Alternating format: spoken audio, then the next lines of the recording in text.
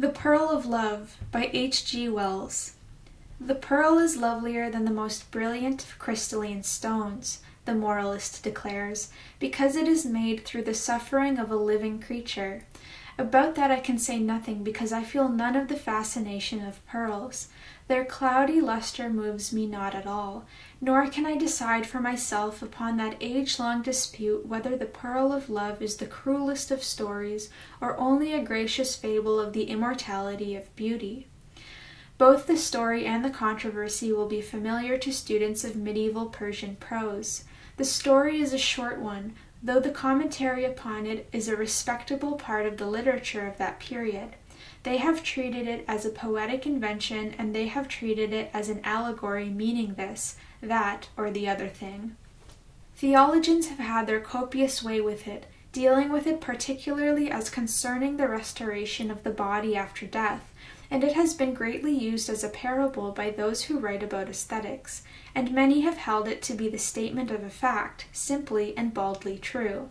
The story is laid in North India, which is the most fruitful soil for sublime love stories of all the lands in the world. It was in a country of sunshine and lakes and rich forests and hills and fertile valleys, and far away the great mountains hung in the sky, peaks, crests, and ridges of inaccessible and eternal snow. There was a young prince, lord of all the land, and he found a maiden of indescribable beauty and delightfulness, and he made her his queen and laid his heart at her feet. Love was theirs, full of joys and sweetness, full of hope, exquisite, brave, and marvelous love, beyond anything you have ever dreamt of love. It was theirs for a year and a part of a year, and then suddenly, because of some venomous sting that came to her in a thicket, she died. She died, and for a while the prince was utterly prostrated. He was silent and motionless with grief. They feared he might kill himself, and he had neither sons nor brothers to succeed him. For 2 days and nights he lay upon his face, fasting, across the foot of the couch which bore her calm and lovely body. Then he arose and ate, and went about very quietly like one who has taken a great resolution. He caused her body to be put in a coffin of lead mixed with silver, and for that he had an outer coffin made of the most precious and scented woods wrought with gold, and about that there was to be a sarcophagus of alabaster, inlaid with precious stones. And while these things were being done, he spent his time for the most part by the pools and in the garden houses and pavilions and groves, and in those chambers in the palace where they two had been most together, brooding upon her loveliness. He did not rend his garments, nor defile himself with ashes and sackcloth, as the custom was, for his love was too great for such extravagances. At last he came forth among his counselors and before the people, and told them what he had a mind to do. He said he could never more touch woman, he could never more think of them, and so he would find a seemly youth to adopt for his heir, and train him to his task, and that he would do his princely duties as became him, but that for the rest of it he would give himself with all his power and all his strength and all his wealth, all that he could command, to make a monument worthy of his incomparable, dear lost mistress. A building it should be of perfect grace and beauty, more marvelous than any other building had ever been or could ever be, so that to the end of time it should be a wonder, and men would treasure it and speak of it and desire to see it and come from all the lands of the earth to visit and recall the name and the memory of his queen. And this building, he said, was to be called the Pearl of Love. And this his counselors and people permitted him to do, and so he did. Year followed year, and all the years he devoted himself to building and adorning the Pearl of Love. A great foundation was hewn out of the living rock in a place whence one seemed to be looking at the snowy wilderness of the great mountain across the valley of the world. Villages and hills there were, a winding river, and very far away 3 great cities.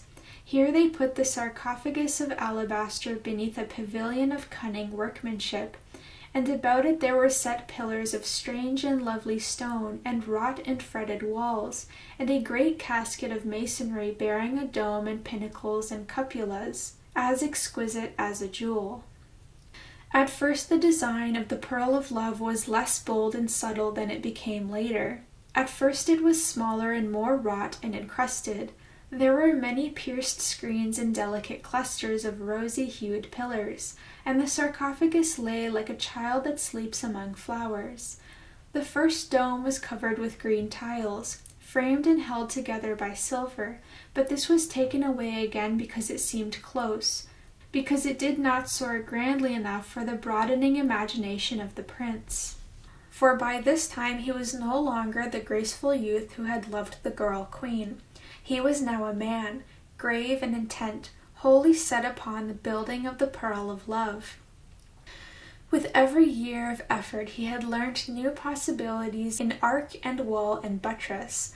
He had acquired greater power over the material he had to use, and he had learnt of 100 stones and hues and effects that he could never have thought of in the beginning. His sense of color had grown finer and colder. He cared no more for the enameled gold-lined brightness that had pleased him first, the brightness of an illuminated missal. He sought now for blue colorings like the sky, and for the subtle hues of great distances, for recondite shadows and sudden broad floods of purple opalescence, and for grandeur in space.